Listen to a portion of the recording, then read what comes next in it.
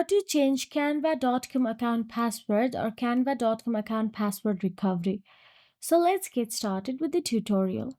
First of all you have to do is open your web browser, then in search address bar go to the canva.com and log into your account. Now, once inside the canva.com, all you have to do is tap on your profile icon or initial at the bottom left corner of your screen. Simply, if you see add, then tap on the cross icon and tap on the profile icon available there.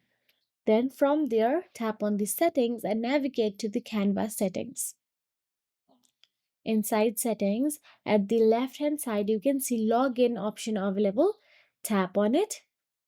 Once you tap on the login, you can see passwords option available, and you can also see there is a link available of reset password.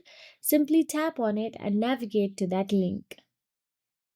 Now what happens is they will ask you to verify your account. Enter your email address that is linked with it and enter the code. Go to the Gmail and you will get to see the code that Canva has currently sent you. Tap on it and copy it and go back and paste it in that box. Now you will be navigated to change your password. All you have to do is enter your new password according to your preferences, or you can also type down manually and tap on the change password option available at the bottom and it will be successfully changed.